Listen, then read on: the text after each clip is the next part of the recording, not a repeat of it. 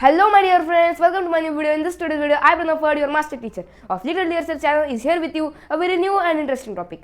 In this today's video, we are going to learn the topic of class 8 history, that is women, caste and reform. Women, we see our mother, sister, how do they roam in the society? They are very free nowadays. But in the past, it was not the same. And many people tried to reform our society. So everything we are going to understand in this today's video. But before the starting, like, share and subscribe our channel Little Dear Sir, because we provide the most valuable content on YouTube. Sati system. Now in this today's world, we live freely. But in the ancient times, the Hindu peoples, Orthodox Hindu peoples, were following different practices. One of them was Sati system. In the earlier days, Sati means a viricious woman. Viricious woman means the woman who does not have husband, means the husband was died.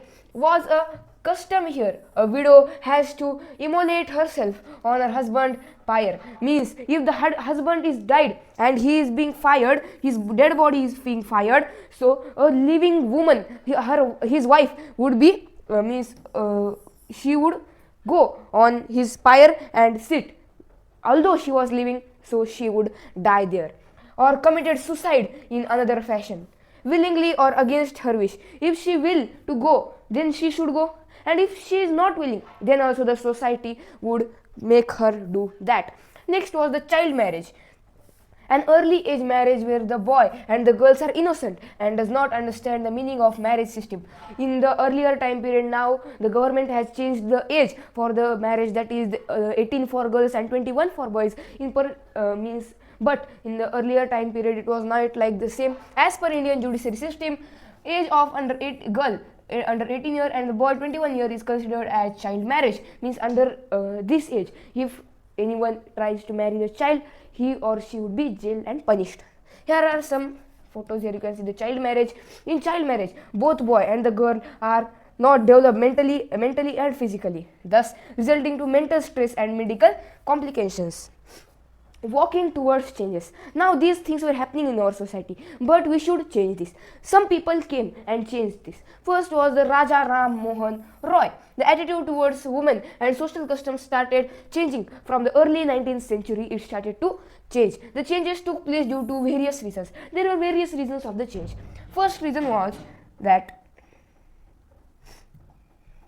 awareness was created among women and the society. Many people like Raja Ram Mohan Roy created the awareness between the society in general, as people started reading more and more books, newspapers, magazines, leaflets and pamphlets, as they were much cheaper by then, and there were debates and discussions about social customs and practices. Nowadays, the newspapers, pamphlets, leaflets and books were published, and people were made aware that these systems are not proper and we should change all these things. Debates took place and practices which also help in creating awareness among people, and these debates were often initiated by Indian reformers and reform groups. Now, a person who changes the attitude of the society towards any bad thing or reforms the society. A reformer or reform means means again, and form means formation. So reformation of society is known as reform, and the person who does this reformation is known as a reformer. So one such reformer was Raja Ram Mohan Roy. He got birth in 1772 and died in 1833. He was founder of association as Brahmo Sabha. So he founded the association known as Brahmo Sabha. Okay, in Calcutta, he founded it in Calcutta. He was particularly moved by the problems widows, means he known that the problem faced by widows in their life was very hilarious. He began a campaign against the practice of sati. So against the practice of sati, he began a campaign and tried to generate awareness among the people.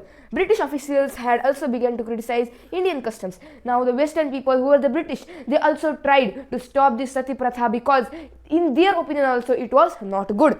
Therefore Sati was banned in 1829, the act was there, and in 1829 it was banned. Now there are also some other reformers who give their contribution in this reformation. First is our Ishwar Chandra Vidyasagar. Ishwar Chandra Vidyasagar, born in 1820, died in 1891. He is one of the most famous reformers. He used the ancient texts to suggest that widow could remarry. Now, he suggested that in any ancient text it is not written about the Sati Pratha, so the widows should remarry again, and one life should be it should not be wasted. His suggestion was adopted by the British officials, and a law was passed in 1856 permitting widow remarriage. So according to Ishwar Chandra Vidyasagar, so the British approved his principle and told that widow remarriage should be encouraged. Next is Swami Dayanand Saraswati. This is Swami Dayanand Saraswati. He is one who founded the reform association called Arya Samaj. Swami Dayanand Saraswati, Arya Samaj. Okay, when did he found that? It is found in 1875, and organization that attempted to reform Hinduism. Now Orthodox Hinduism, the people such as Brahmins, they beside these reformers were there, then also they were following the Sati system and caste marriage. So Swami Dayanand Saraswati came from his association, that is Arya Samaj, and told to these people that this stereotyping thinkings and the practices are not good. In the north also supported widow remarriage. So he also supported the remarriage. Raja Ram Mohan Roy also supported the remarriage, and Swami Dayanand Saraswati also supported the remarriage. Now one of the important hook swing festival. Now as I told you, these were the different practices performed. One of them was also the hook swinging festival. Now what the person do is, in this popular festival devotees underwent a particular form of suffering as part of ritual worship. Now as part of the ritual worship, as devotion to the god, people would hang this iron, they would take that iron into their body and hang on these swing like things. So these hooks were attached to their muscles and it was swing them, so it was known as the hook swinging festival. With hooks pierced through their skin, they swung themselves on a wheel. The early 19th century, when the European officials began criticizing Indian customs and rituals as barbaric, this was one of the rituals that came under attack. Means this was very dangerous because this can take a life of a person, or a person can be died. So all of the reformers and the British was against, and it was banned. Girls began going to school. Now our chapter name is Women, Caste and Reform. So in this woman, girls also started to begin to go to school. People first thought that girls are not made to go to school, they are just coming made to do the household work and all that things. But now the girls started going in the 19th century. Many of the reformers felt that education for girls was necessary in order to improve the condition of women. Vidyasagar, Ishwar Chandra Vidyasagar, whom we learned about that, he set up a school for girls in Calcutta, and many other reformers in Bombay.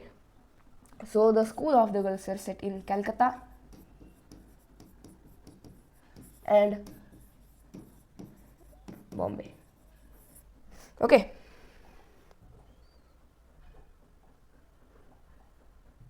Okay.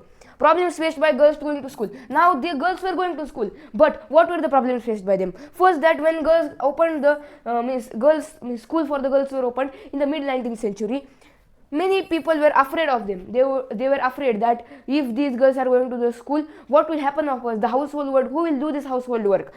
They feared that schools would take girls away from home, prevent from home doing domestic duties. Therefore, most of the educated women were taught at home by liberal fathers or husbands. Means the people thought that if women started to go to home, they would forget their domestic and household duties. So many of the husbands, fathers who were educated tried to teach their daughters and wives. Women write about women. Now in this era, the women started to learn. Women went to colleges. Women they became professors, doctors, engineers. Now women also started to write about women. From the early 20th century, Muslim women played a notable role in promoting education among women. Primary school for girls was started at Aligarh. Begum Rokeya Shekhawat Hussain started school for Muslim girls in Patna and Calcutta. Begum Rokeya Shekhawat Hussain, who was a girl, means woman, she started a school for girls in the Patna and Calcutta, also in Aligarh.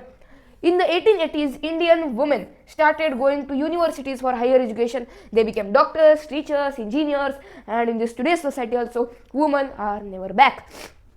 Many women began to write about the place of women in society. The two important women who played a very significant role. First, we have Pandita Ramabai.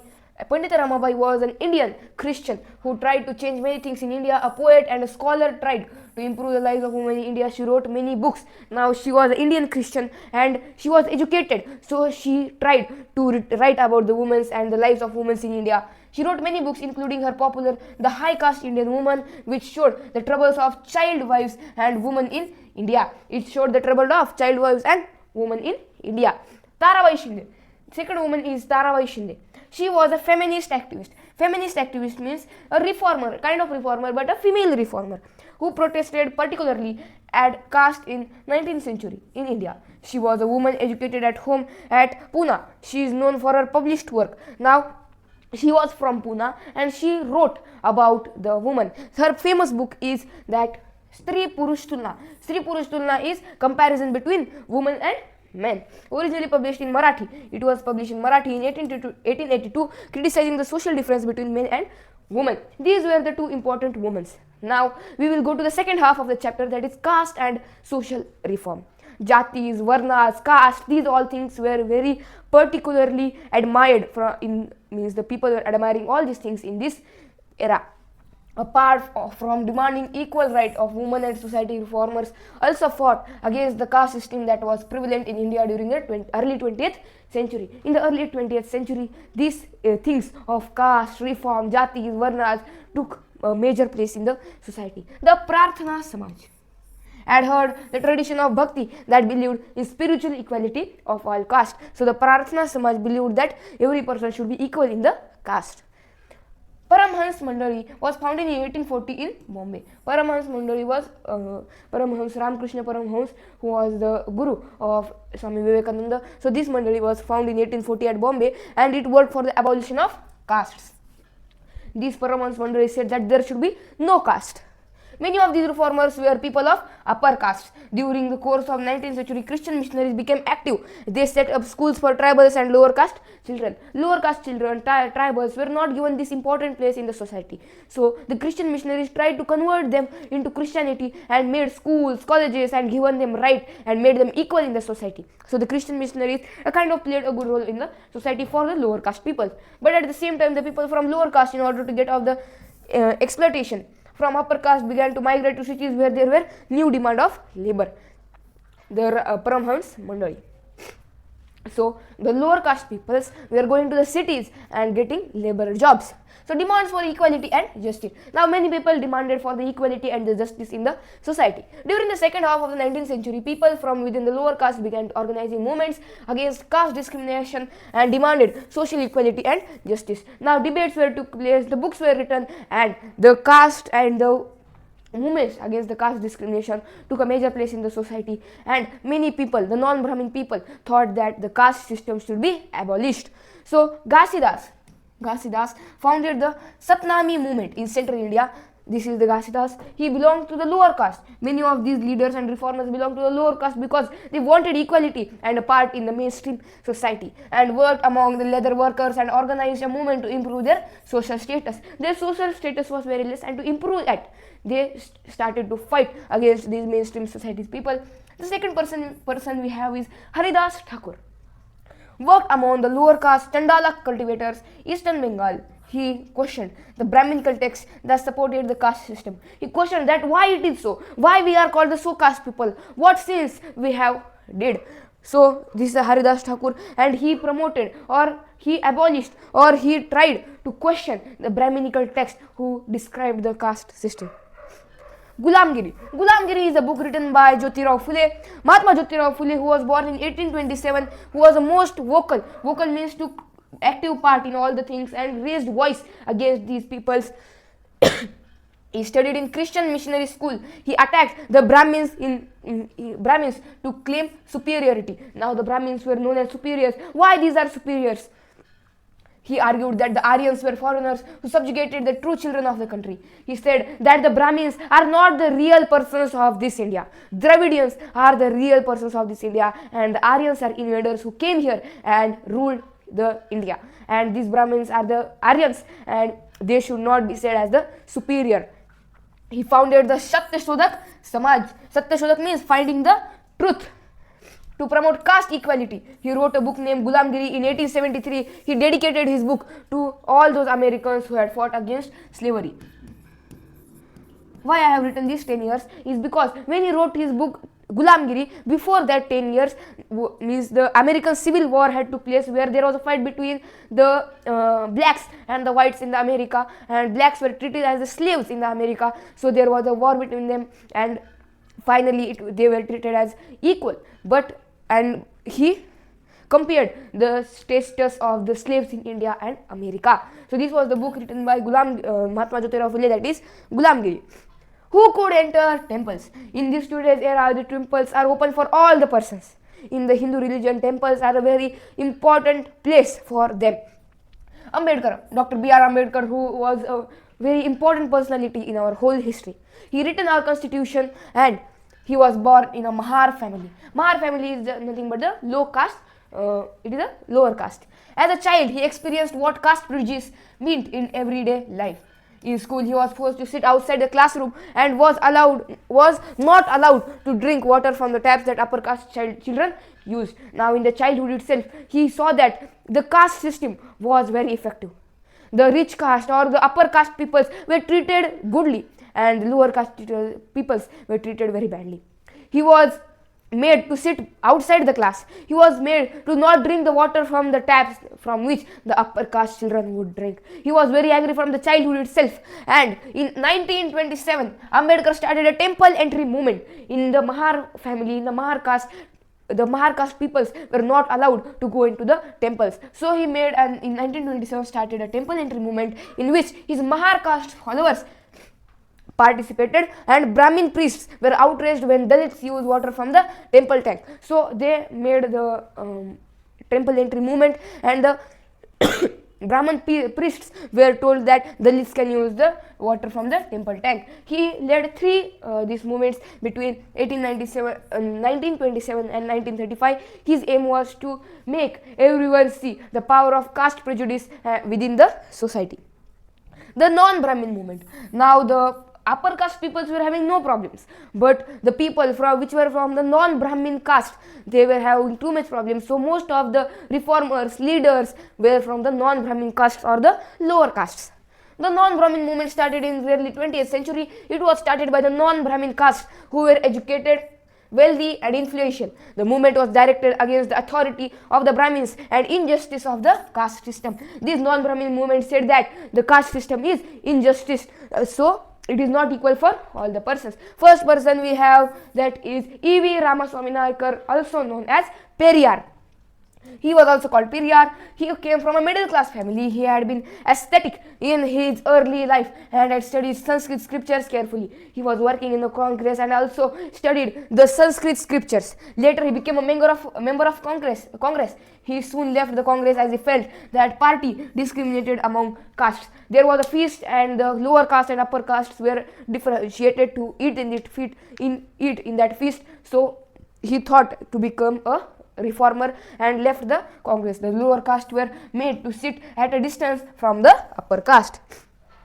So I hope you understood the whole chapter, the non-Brahmin movement and all the things, reformers, women, how the women started to fight for themselves. I hope you understood the whole chapter, Women, Caste and Reform. If you like this video, like, share and subscribe our channel Little Dear Sir, because we provide the most valuable content on YouTube.